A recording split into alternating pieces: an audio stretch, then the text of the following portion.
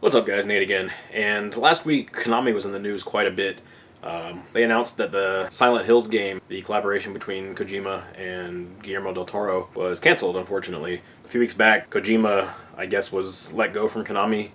Then they delisted themselves from the North American Stock Exchange. So the only game they have coming out in the next foreseeable future, I guess, is Metal Gear Solid 5.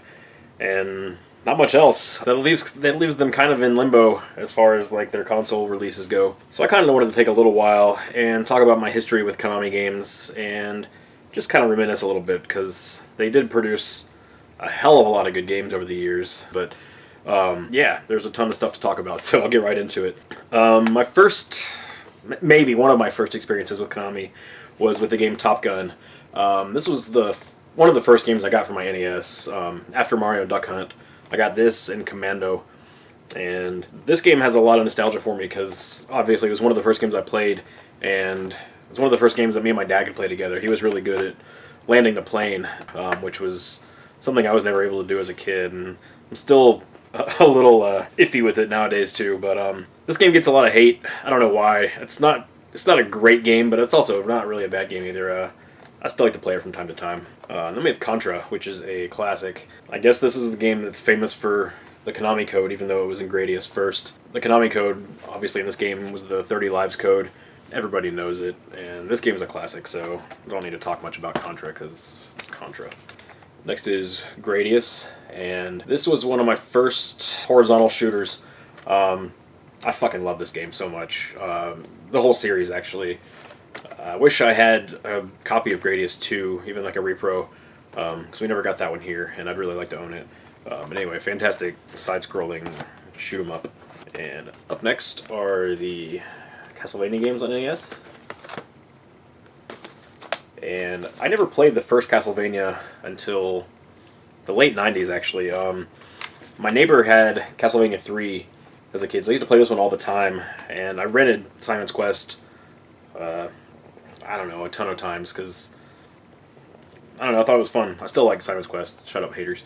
But yeah, so Castlevania 1 is actually my favorite of the three now, but I never played it until way later in life. Anyway, classic series, awesome games. There's plenty more Castlevanias to come in this video, I'm sure. Up next is The Adventures of Bayou Billy, or as the awesome digitized speech says at the beginning of the game. This box art is fantastic. I love this Billy artwork here. Hard as hell, this game. But it's one of the first games to utilize like a side-scrolling beat-em-up, the light gun, as well as a driving segment too. The Japanese version is actually a bit easier than the English version for some reason. I'm not really sure why.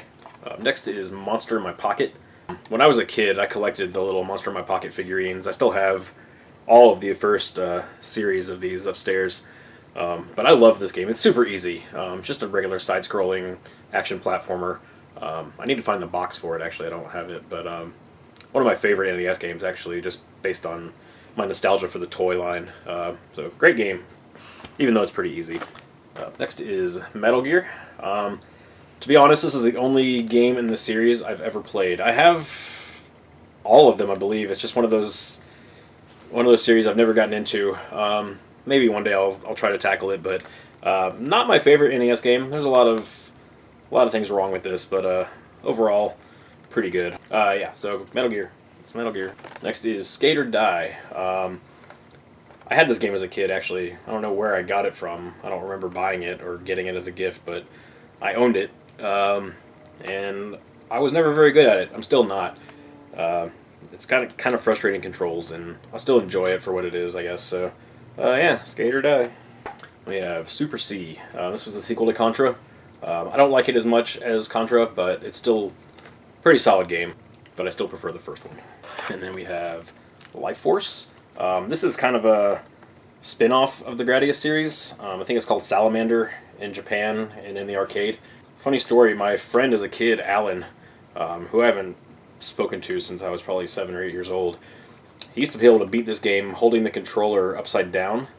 I guess he was left-handed, and that's how he played NES games. And for some reason, I was super impressed that he could play this game, or beat this game, holding the controller upside down, because to me that was like super disorienting. But anyway, that's just a funny little memory. And Life Force, pretty good game. And then we have Ninja Turtles, Turtles 2, the arcade game, as well as the Manhattan Project. This game I played the most when I was a kid. Pretty sure I own this one as well. It's hard to remember what I owned and what I rented and what friends owned, you know, because I played so much stuff when I was a kid. But pretty sure this is one that I actually did own and never beat it. I've never even passed the third level, I don't think. I don't know why. I've tried 100 times, I'm sure, but I love the first couple levels, but then I get bored about level 3 and just lose interest. But yeah, these two are probably the better of the Turtles games. Probably this one more so. But if I'm going to play a Turtles beat 'em up, I prefer the arcade game. Because as a kid, that was the definitive way to play a Turtles game. 4 people in the arcade. I had so many birthday parties spent at our local arcade where I played Ninja Turtles and the Simpsons arcade game, which are 2 classic Konami beat 'em ups. And finally, one of my last NES games that I played by Konami was Bucky O'Hare. I never even knew about this game until I was probably starting high school, and my girlfriend's brother had it. And he was playing it one day when I was over at her house, and I borrowed it from him, and then we broke up, and I never gave it back to him. This is not this copy, unfortunately. This is a new one that I bought because I don't know what happened to the old one, but Bucky O'Hare. So that is all of the NES games. I guess my next foray into Konami games was probably on the Genesis with the Hyperstone Heist. Much like Turtles 2 and 3 on the NES, it's a side-scrolling beat 'em up. Pretty similar to the SNES Turtles in Time, but a little bit different and good in its own merits. And speaking of that, we have Turtles in Time. Much better than the NES beat 'em ups, in my opinion, and really a fun game to play with another person. I have Rocket Knight Adventures. I have vague memories playing this as a kid. I remember renting it. I never owned it, but I do remember renting it a lot and had a lot of fun with it. So I thought I'd throw it on this list just because I have it here and it's a good game. Next is Gradius 3, and this is the third Gradius game on Super Nintendo.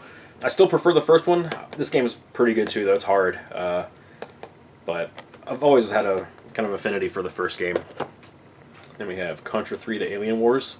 And much like Gradius, I still prefer the first Contra. This game had a few levels where it was kind of overhead in mode 7, and you kind of rotated the camera around your character, and it was okay.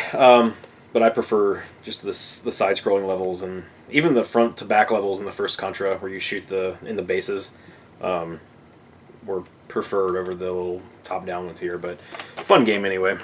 And finally on the Super Nintendo is Super Castlevania 4. The movement in this game is way more fluid and smooth. You can whip in multiple directions. You can control your jumps a little better. Just really nailed the controls in this game. Even though I still don't mind the stiffer controls in the older Castlevanias. I never had a Game Boy as a kid. My neighbor across the street had a Game Boy. I had a Game Gear because, I don't know, it was cooler, I guess, to me at the time. But he had Castlevania Adventure, which is not the greatest Castlevania game. It's really, really slow moving and stiff and not great, but eh.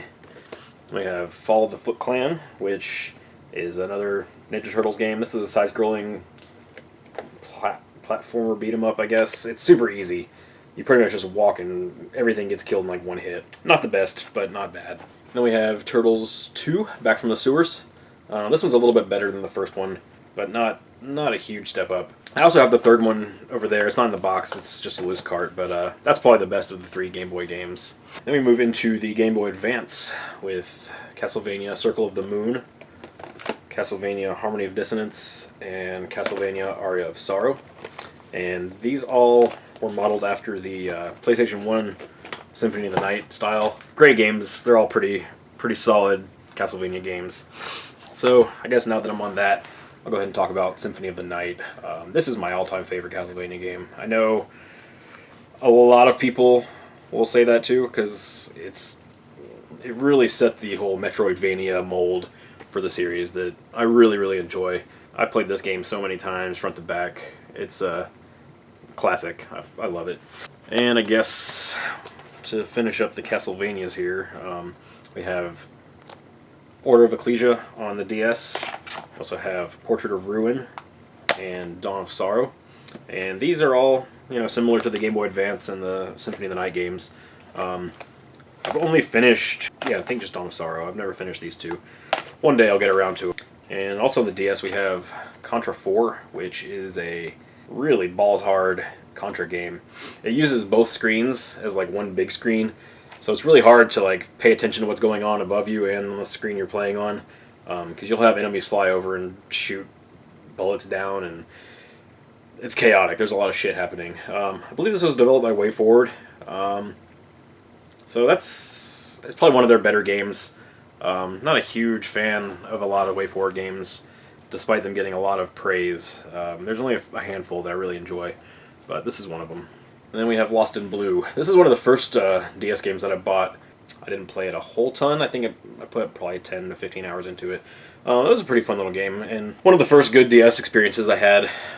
But the DS had a lot of great, unique games like this, so I think this went on to have 2 or 3 more in the series as well, so pretty good little series from Konami. My lone Konami N64 game is Castlevania. This game was a huge disappointment. It was their first 3D Castlevania game. I wasn't a fan. Most people back in the day weren't really a fan. The controls were terrible.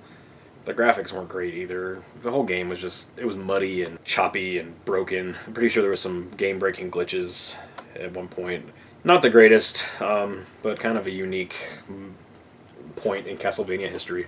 And on the GameCube, I have DDR Mario Mix.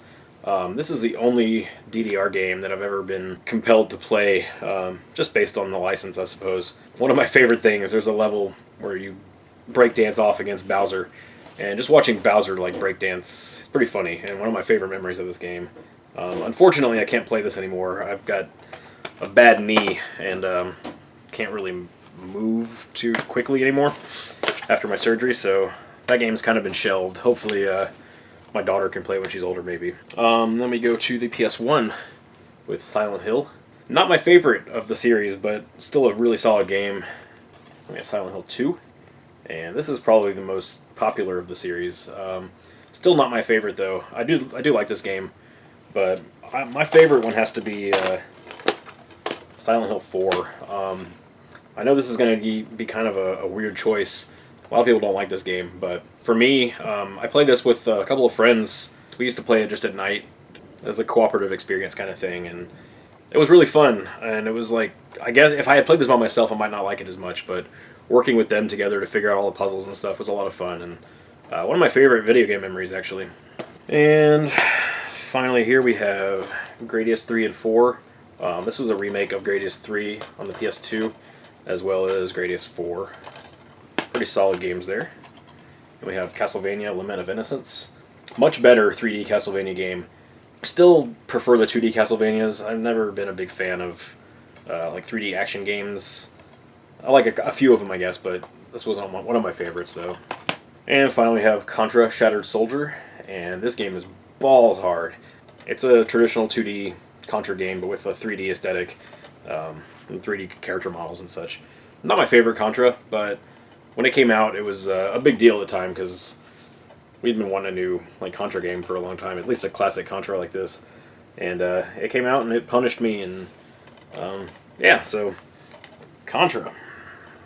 But yeah, anyways, guys, that is not all of my Konami games, but at least the ones that I have the most fond memories of. Like I said, Top Gun for me is probably the most nostalgic of the Konami games, just because it's one of the first games that I played and bonded with my dad over, and then probably the arcade games like Turtles and Simpsons. But yeah, they had a great legacy, and it's kind of a shame that they're not doing much with their properties anymore. Contra could come back, and Castlevania is kind of still going, but not in a direction I care to go in. I'm not a fan of the Lords of Shadow series, and I don't know. It reminded me too much of God of War mixed with a Castlevania. So not too into that, but I would love a throwback to classic 2D Castlevania, even as a digital download or something somewhere. Yeah, so hopefully Konami can figure out something to do with their licenses.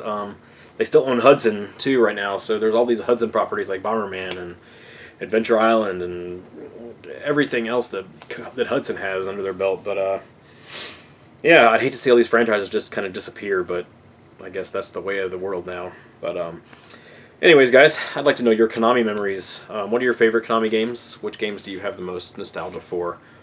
Leave a comment below and let me know, and I'll talk to you next time. Take care.